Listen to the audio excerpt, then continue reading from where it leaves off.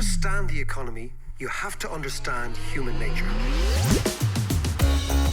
This podcast is powered by Acast.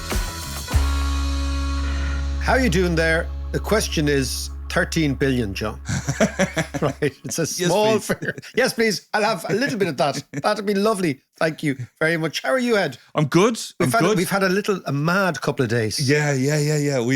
Reviews of the book are going to storm. Yeah, they which are. is great. They are, which is unusual as well. The FT, the Irish Times, Indo, it's going great. But I'll just say this to you guys. We were over in London during the week and the official book launch was in the Royal Festival Hall on Wednesday night. And we went there and Macro was interviewed by the FT and stuff. And it was brilliant. It was a really good night.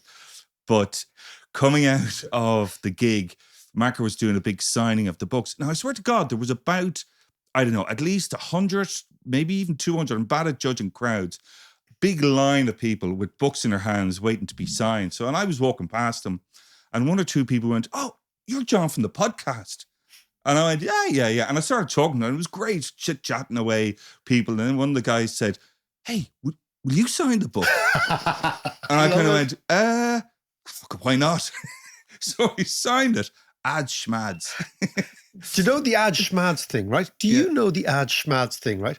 That has become a little, as I say, a trope for people, or a little meme, a little verbal meme for people.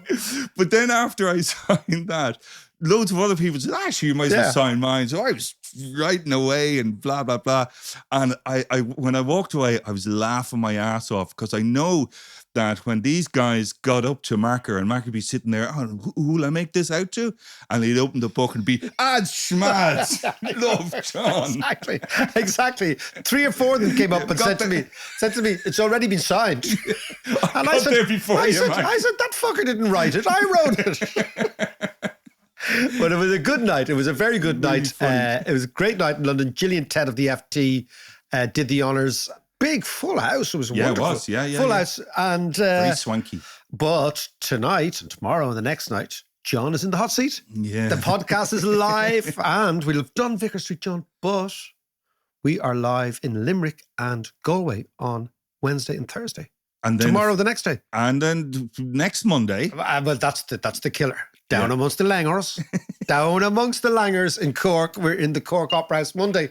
Sure, we'll be talked out of it by that stage. Yeah. I hope there won't be beeping as there is here. But anyway. By the way, the beep is still here. If anybody knows anything about fire alarms, will you please, by all means, get in contact with us on Twitter. It's in the walls, Mac. I tell you, it's in the walls. Because John has been, right? So I am useless at all sorts of interiors. John is, believe it or not, slightly better, but I still would qualify as pretty useless.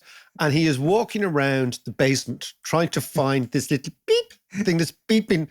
And John has got one of these. I think there is a, there you see, there it was.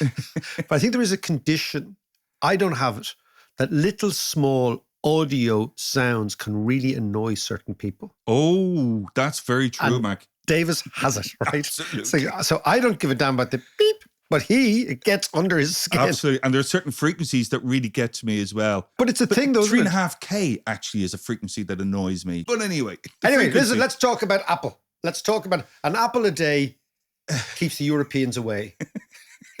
Keeps the European Court of Justice away. Come here, listen, I'm not sure about this. I can't quite get my head around it. So apparently we broke the law.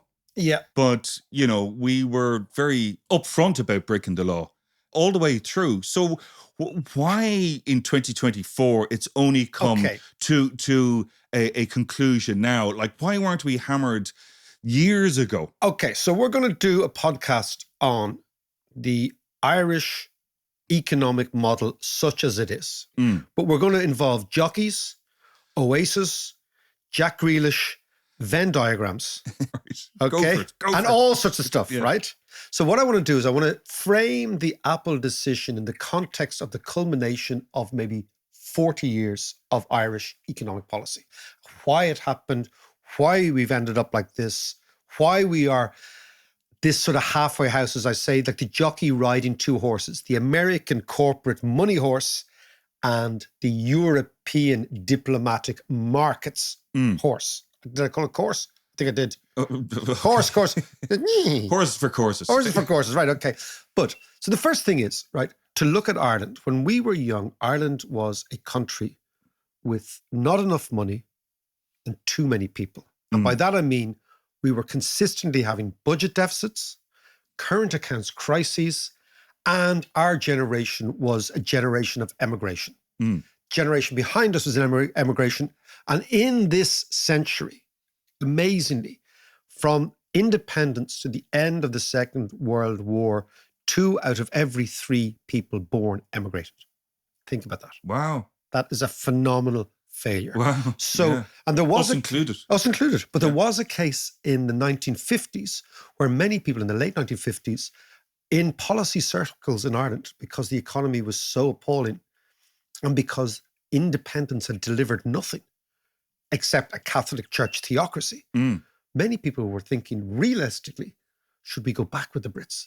Right? Should we actually give them back the keys and say, sorry, we left the place in a bit of a kip? It's like having a free house over a weekend and the parents come back. So we had to figure out a policy, right? So if you have no capital base, and this is really important to nail because there's a lot of stuff about Ireland being a tax haven and this, that, and the other, and tax arbitrage and tax jiggery-pokery.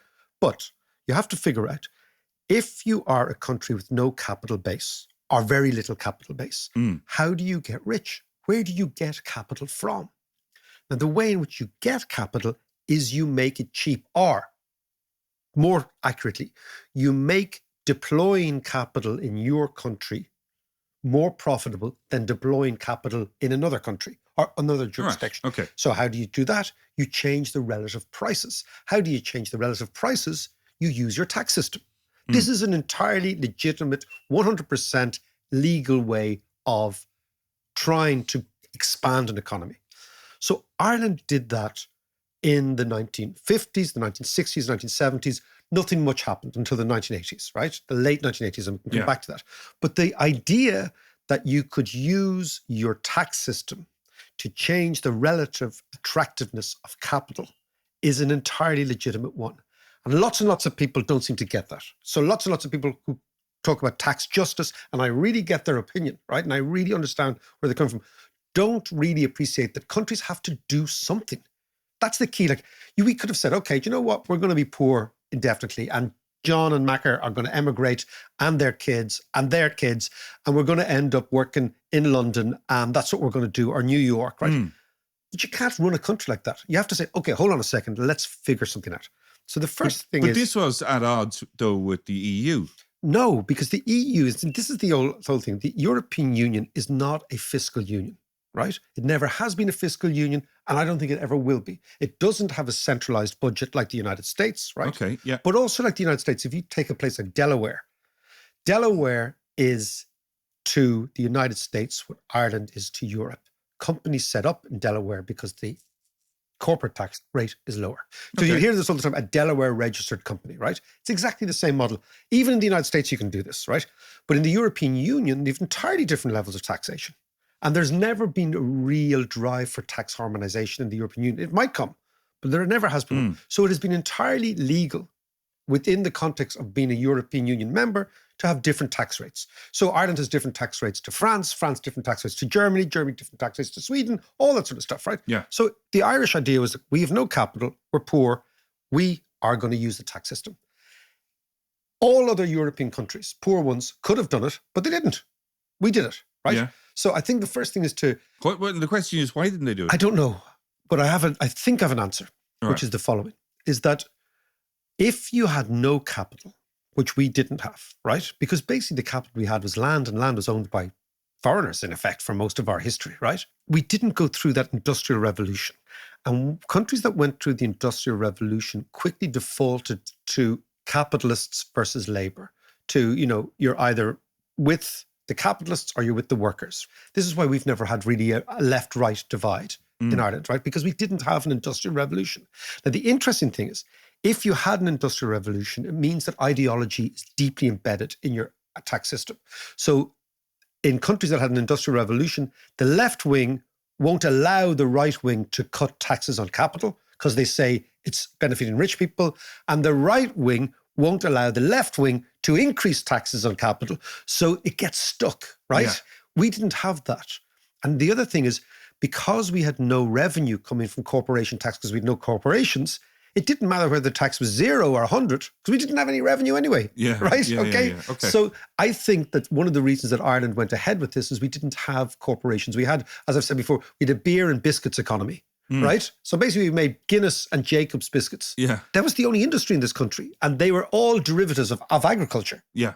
Yeah. Right? So we had no sense of science. We had no sense of any deep engineering, any deep technology, none of that stuff. We imported it all in the last 30 or 40 years. Right? So that's why we end up moving towards this Apple decision. Right? That's the first bit. Right? The second bit, and this is an interesting idea, is the emigration, which we see as a sign of failure in the past, was a failure, but out of it came something really quite good, which is called soft power. Yeah. So we are a diasporic race. We have a diaspora. We have deep family connections with the rest of the world. And those connections are much, much more profound than diplomacy. Diplomacy engineers one bunch of the elite talking to another bunch of the elite. But when you sit at a bar with Irish Americans, you're close to them, right? Yeah. Even like last week, right? Think about how the diaspora works. Last week, the 2 English footballers who scored against Ireland, Jack Grealish and Declan Rice, have played for fucking Ireland, right? Yeah. That is the diaspora. They're now off my fantasy football team. But they are part of this because we have conflicted identities. Yeah. Lee Carsley, the non-anthem singing manager of England, okay, played 40 odd times for Ireland. Yeah. These are the Irish in England. Even the band that's all in the news at the moment, Oasis. Yes. Yeah. Apparently the quintessential English band, the Gallaghers are Mayo men. Yeah. The first Mayo men who play a gig in Croke Park in a long time, in fairness, right? But they're Manchester Irish, right? Yeah. This is where you're completely and utterly, when you're a diasporic race, you have these conflicted identities. And of course, nowhere is this more significant than in the United States, where 30 odd million plus, of course. like all your cousins, regard themselves as Irish Americans. Now, what that gives you is a cultural proximity to the United States and vice versa. So American executives, lots of them Irish Americans, came to regard Ireland as, when we started to open up, as kind of Connecticut with shitty weather, but better golf courses, right? Yeah. That's exactly what it was, right? So for the American executives, Ireland wasn't that foreign. This is very important. We're culturally similar. So you're culturally similar. You have a much lower tax rate than everybody else. And by virtue of being in the EU, you have access to 400 million people. Yeah. An unfettered market. So this was all moving in the right direction. And then when the Berlin Wall came down, and the American fear of communism evaporated, corporate America thought the world was safe for Americans to go abroad again and to invest abroad again. And so what did they look for? They looked for a country that is culturally similar, where your people feel at home, where the tax rate is lower, and where you have this idea of unfettered access to millions of people. So if you imagine the Venn diagram from school, right? Yeah. We just happened, either by a combination of strategy and I think luck, to be right smack in the middle of the corporate American Venn diagram of places to invest. And they came here. So in a way, if you had said when the Berlin Wall came down, well, the country that's going to benefit most from this, because everyone thought it was going to be Poland, East Germany, Czechoslovakia, the Czech Republic, that sort of Central Europe. Everyone thought that's what... There's a huge Polish diaspora in the States as well, though. Huge, yeah, but the language makes a massive difference. Yeah. Americans don't like foreign languages. Yeah. They just don't, right? Yank doesn't like the foreign languages. They want to be able to speak to people. It's like the Irish. All English-speaking people, the majority are, again, foreign languages, right? Or they don't feel comfortable. So all these stars kind of aligned. But had you said that the country that would benefit most from the globalization that followed the end of the Berlin Wall was Ireland, that had actually suffered most in globalization, that had never done anything properly, everyone in the late 80s would have laughed at you. I remember the late 80s, there was an Economist magazine editorial. I remember it really distinctly because I was even a nerd back then reading these things. And it had a picture of Ireland and it said, Ireland, the poorest of the rich. So we were the poorest country in the rich world. And there was no one saying then that this could be turned around. What year is that? 1987. Right. Right? Okay. So a long time Yeah, ago. yeah. And again, what happened in 87? We had a massive budget crisis. We had a massive current account crisis. Our punt, the currency we pretended was a hard currency, had devalued 3 times in 18 months, right? Yeah. We were all over the shop. And half of Irish graduates were living in London in the late 1980s. Yeah. So, I left the following year, actually. Yeah. Always a bit of a laggard. Anyway, I was saving up. Exactly. So this is the background noise. So once we opened up to American capital, it changed the society. We know the story. It changed the society profoundly. Now there's other things going on, but I just want to focus on this in the context of the Apple decision, right? What we understood is that when we joined the EU, there was a basic idea here, which was that small countries are never rule makers. We are always rule takers, right? And our colonial history also told us that if you're not at the table, there's a very good chance you're on the menu. Right. That's not a good place to be. So going into the European Union gave us at least a chance of being at the table and having some sort of influence. So all these things are happening in and around the same time. The American money comes in, and it's mainly American, right? It's still mainly American. Yeah.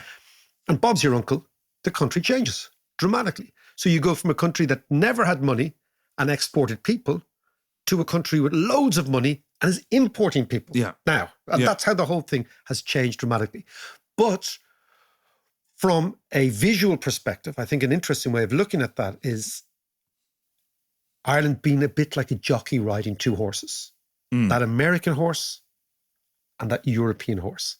And if you imagine a jockey riding 2 horses, John, when the 2 horses are moving in tandem, the jockey's position is just about manageable. But when the horses move in opposite directions, the jockey's nether regions get a little bit uncomfortable.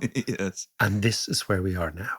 Yeah, okay, Mac, that's all sounds kind of fine and legitimate. So what was the problem with this? Like, where did we actually break the law? Right, okay. So up until now, Ireland is annoying its European neighbours. It is involved in thinly disguised beggar my neighbour politics, right? And policies.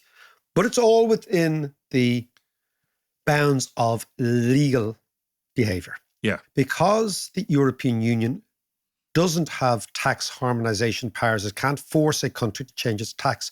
But what it can do as part of the internal market, which was the 1992 big internal market initiative, it can force countries to come to the Court of Justice if the European Commission believes that you have offered an illegal state aid to a company. And a state aid is that you basically give money unfairly to one company over another company. And that's fair enough. And that's where they came after us, right? But did we do that? I thought, was it just a corporate tax rate? That wasn't breaking the law. No, so they said that this is an illegal state aid, right? Now, what is an illegal state aid do you know in football when a lad takes a touch, right? Okay, so rather than play the ball first, he takes a touch, you take too many touches, right? Ireland took too many touches. We couldn't help ourselves, right? Explain that. Right, so taking a touch in football is when the ball comes to you and you take a touch to stabilise. But if a fella takes too many touches, the defender then actually gets his act together and closes them down, right? Yeah. Ireland took too many touches. We had this great thing going, but the government couldn't help themselves going the extra mile. The real Schneeveen Irish bullshit, as I called it, al fresco cute tourism. Yeah. Don't you worry, they're nodding a wink, we'll do a deal with you. Yeah. And the government looked the other way as some of the big accountancy firms came up with a little grubby little scam called the double Irish. You don't have to go into the details of it, but just that this reduced the Apple's tax rate from, let's say, 12.5%, which was the original one, down to pennies, like down to low single digits, maybe 1-2%. Okay. Right. This is the 13 billion that the European Commission talks about. But this is actually shafting ourselves in many ways. It's shafting ourselves, but more importantly, shafting people. So Apple then got this double Irish tax little grubby deal, right? The government, being the cute whores, looked the other way, said, don't you be worried. The Europeans won't catch us. And the Europeans said, hold on a second. What are you playing at? Yeah. Entirely legitimate. So the European Commission says, we can't get you on tax, even though we'd like to. We're going to get you in this state aid thing. Yeah. Right? So the European Commission created a case against Ireland and Apple based on breaking state aid legislation. Right. Ireland, of course, denied it. Apple denied it. The European Commission said, hold on a second, we're going to wait for the judgment of the European Court of Justice. But in the interim, Apple, which should have paid the Irish government 13 billion, had it been paying its normal corporation tax, now has to put that 13 billion into what's called an escrow account. Yeah. And wait for the judgment. Now, this is real cute whorism. Yeah. Now, of course, the European Court of Justice made its decision last week. And they said, yes, this is an illegal state aid. Yes, Apple was unfairly prejudiced over other companies. And yes, you owe the Irish money. So the Irish in this strange situation, whereas we've gone to court, we have been found guilty, and our punishment is getting a prize of 13 billion free money. Right? How do you get your head around that? Like, if that's the way to go to court, I want my day in court. Okay? I want to be found guilty of something, right? But of course, it's the very acceptance of the money implies that Ireland is guilty and that the government was involved with Apple in trying to go around the back door beyond the Europeans. Now, the other thing is, where did that Apple money come from? The Apple money came from revenues redirected away from other European countries into Dublin. Yeah. So other European countries are rightly to say, hold on a second, some of that money's ours because that's tax revenue that should have gone to us. So that's where the real politics is. And of course, the Irish government, the official Irish attitude is always, as an always being dominated by, you remember that good room analogy I had? Yes. Yeah, right? That we're as good as everybody else, that we're respectable. You know, that whole idea of respectability. So being caught with your pants down and your hand on the till or whatever metaphor you want to use is something that Dublin cannot stand because of the respectocracy, I would say, that drives, right? It's a respectocracy. It's not even a democracy. It's a respectocracy, right? That drives civil servant thinking and legal thinking. But now that it's said and done. What's the deal?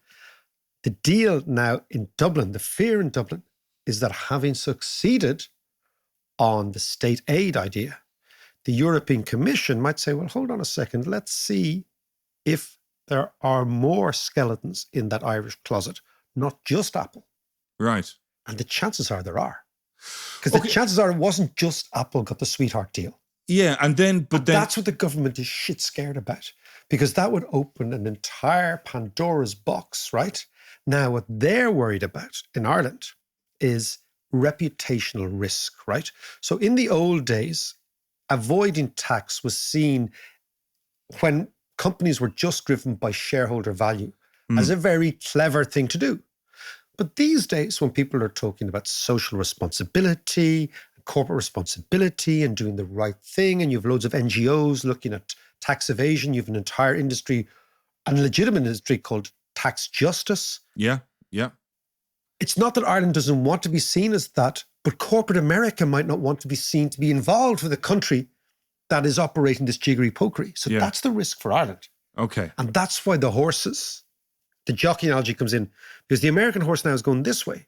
The European horse is going that way. Yeah.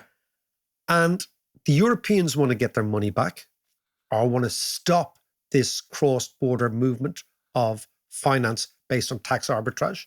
The Americans might think, you know what? Do we really want to be involved with these people? That's where the fear in Dublin is.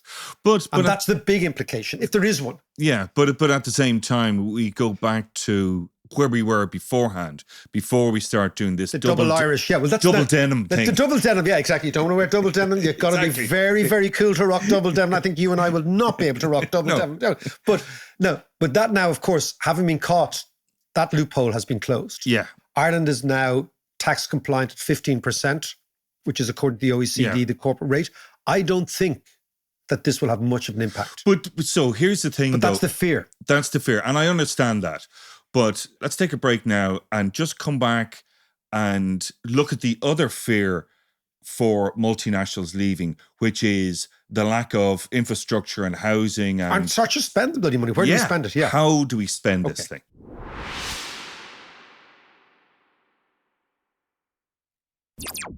So, okay, I understand the double taxation and the jiggery-pokery and all that. But now we have 13 billion or 14 billion with interest and all the rest, whatever it is. I don't know what the final it's loads. Well, it's a lot of money. $1 billion here and there. After a while, it becomes real money, John. Yes, exactly. But what do we do with that? I know this is a huge question and we could go on for hours about where we should spend it and whether it's defense or whether it's health or whether it's education. Or housing and public infrastructure. Right. But what are the options? Okay, of course, now, amazingly, the government is trying to run a mile from the 13 billion, right? Because they're trying to preserve the reputational risk. Yeah, the that's good room. done and dusted. We're in the good room, right? Secondly, if Ireland was a country that had, let's say, Swiss public infrastructure and no housing crisis, you could say legitimately it is prudent to save that 13 billion. But we have a massive housing crisis, and what the housing crisis comes down to is people cannot afford accommodation. So we have to subsidize it, right? We can use this money to subsidize. And when I say subsidize, build council houses. In the old way, just do it. We did it for decades. Do it again on state land. The state is the biggest landowner, both urban and rural, in the country.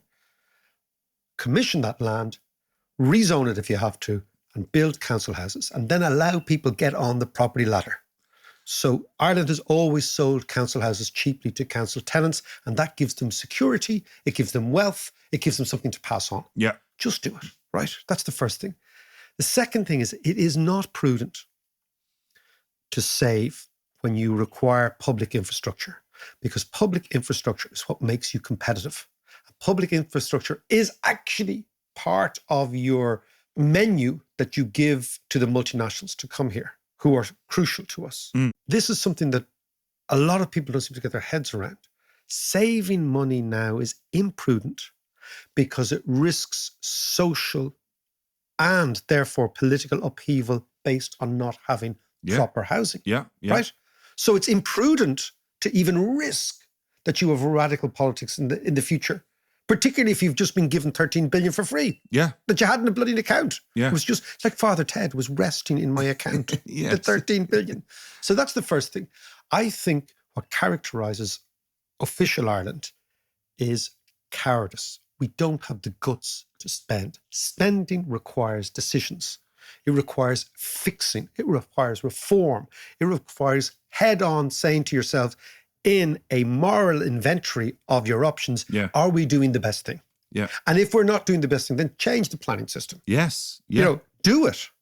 Not spending right now this money requires us to face up to some of the structural problems in Ireland.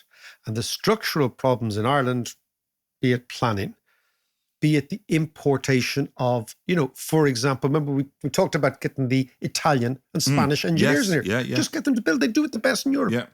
But of course, if you're doing that, you're not giving the gig to one of our own. And one of our own might well be close to a politician or a civil servant. So you're breaking up the cozy cartels that have made Ireland incredibly expensive. Now that requires political decisions. And it's easier not to make the decisions, right? But we are going into an election. We need a Department of Infrastructure. We need to outsource this sort of stuff. So this seems to me to be an acid test of political guts and courage. And if we go for it, things can only improve. I mean, I'll give you one basic example, John. You hear all these things, the economy's overheating, and if we build now, we will inflate. Rule 101 in economics. Inflation comes when your supply is constrained. You constrain supply by not building and investing. There is no economics textbooks in the world which tells you not building houses now will make things better. Not building houses now will make housing inflation better. Not building houses now will make housing inflation worse. Not building public infrastructure now will make queues worse, traffic worse, all those things, all of which are the physical manifestation of inflation because they result from bottlenecks. Yeah. So it strikes me, John, that right now, Ireland has found itself in a position where it's got free money. It may well be able to wriggle away from the long-term implications of this, but the short-term implications of it are spend it. Spend it quickly, spend it in the right places, and spend it with the type of urgency that should characterize a political establishment that is sitting on top of the tinderbox, which is a housing crisis.